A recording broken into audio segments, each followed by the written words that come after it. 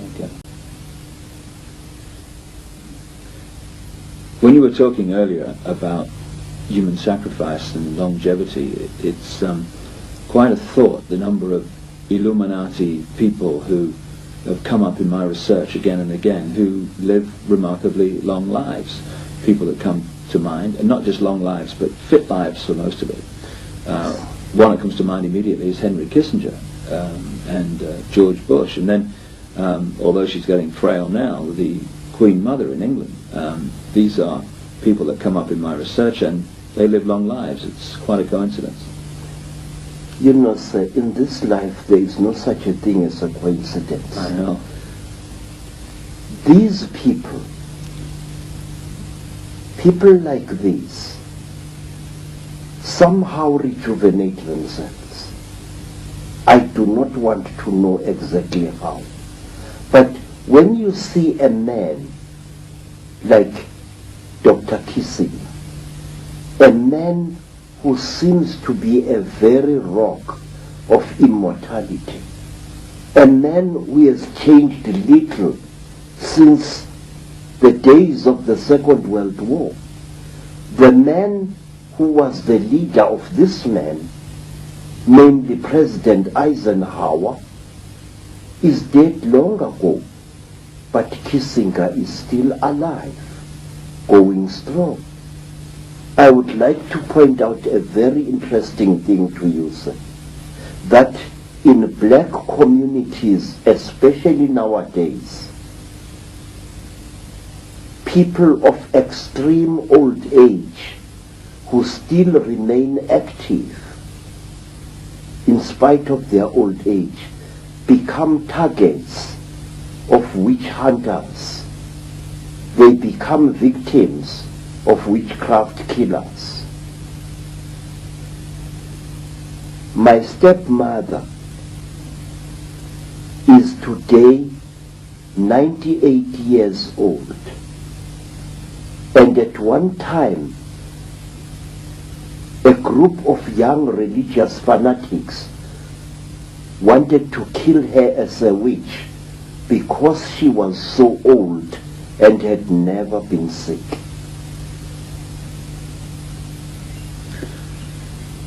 Does it frustrate you, Credo, when you look across this history of Africa that we're talking about to the present day, at how at times the black people of Africa have allowed themselves to be manipulated so often easily?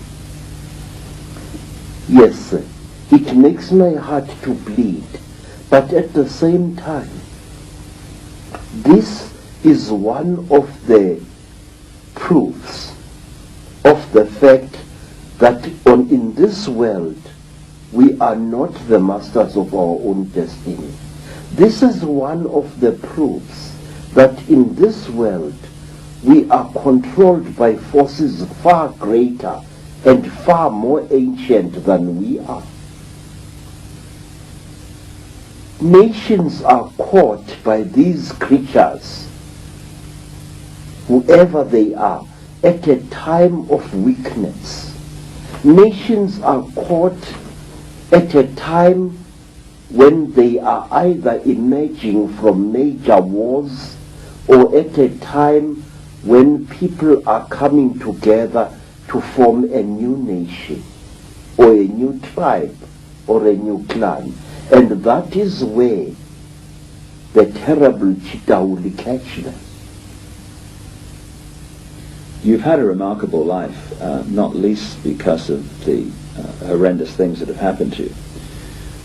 But there was one story you told me about what happened, I think it was in Soweto, Yes. which encapsulates not just how easy it is to manipulate black people, but how easy it is to manipulate all people, because this is how it happens. When a journalist misquoted you and people believed it. Could you tell us that story? The story is very simple, sir, and my life is just an ordinary life.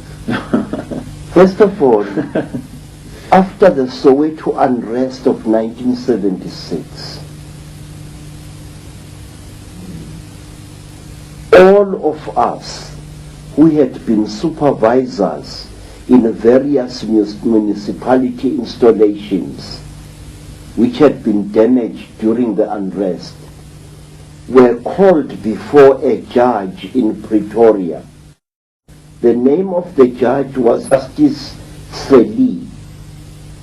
Seli wanted all of us to give him a clear report of what we had seen take place and how the installations we were the supervisors of had been destroyed during the unrest.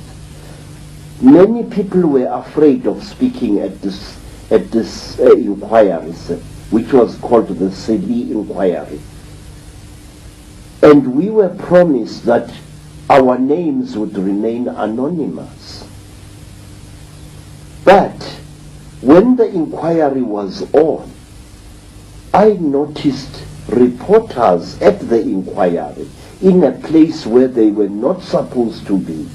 If the inquiry was to be held in camera, why then were there reporters there?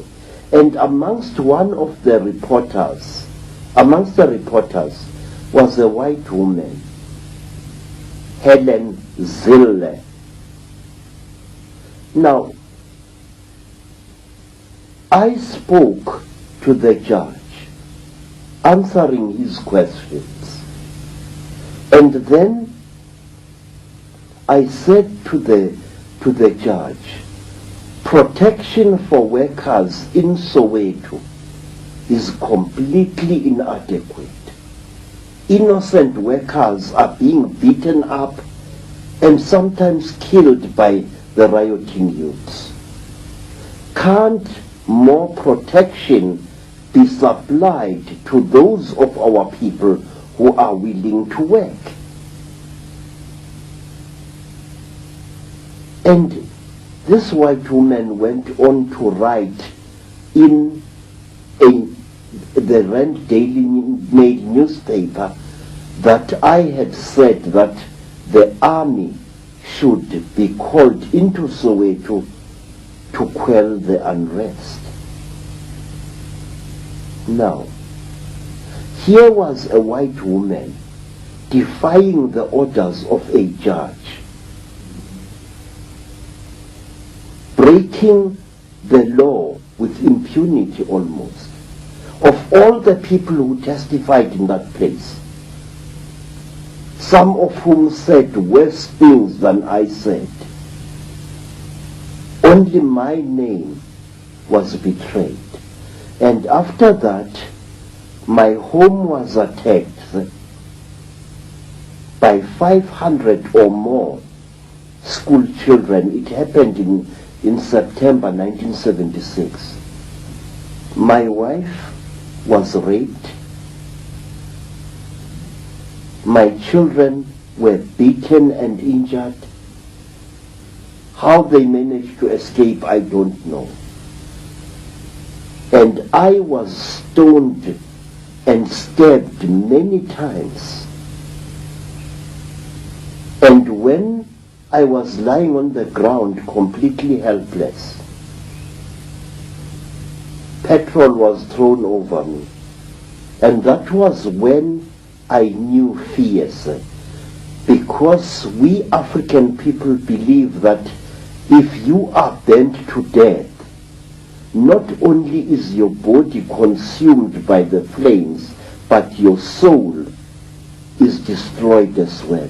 We believe that although a human being possesses an immortal soul within him or her, that soul can be destroyed by fire. How I escaped from that Holocaust, I do not know. Something must have frightened these children. They all ran away and left me lying in my blood at the back of my house. And not a single one of the many neighbors I had, many of whom I had helped years before and weeks and months before with loans of money and gifts of food, not one of them moved to help me at that time. Yes, I was taken, I managed to crawl to a municipality yard, and there I hid in a corrugated iron shack until nightfall. And then a man came to see me there, and this man drove away a gunman who had come in there, into that yard, to finish me off.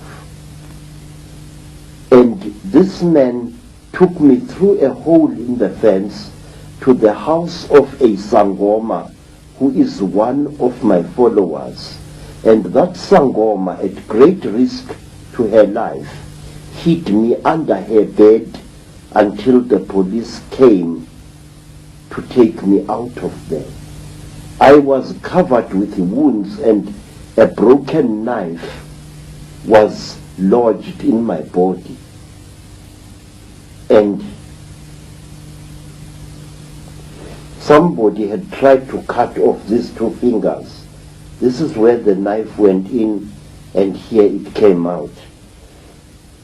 After that, we hid in the backyard of a police station.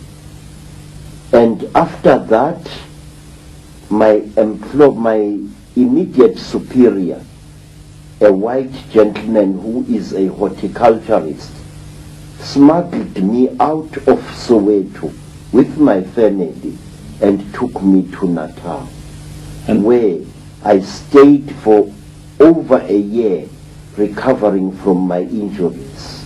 And all this, Credo, is from one journalist, yes, a white journalist during apartheid, yes, sir, saying you said something you didn't say. Yes, sir. Now, and what does that say about how easy it is to manipulate people? I mean, you must have been frustrated beyond belief. sir, let me tell you, Mr. Ike, that the enemies of humankind, the Chitawuli, or whatever it is we choose to call them, have in newspapers a devastating weapon, a weapon for which there is no answer.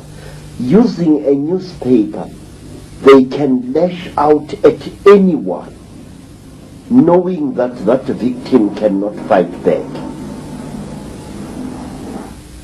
Credo, what's the agenda for Africa now? We've told a long story. We're in the modern world, we're looking ahead. What's the agenda?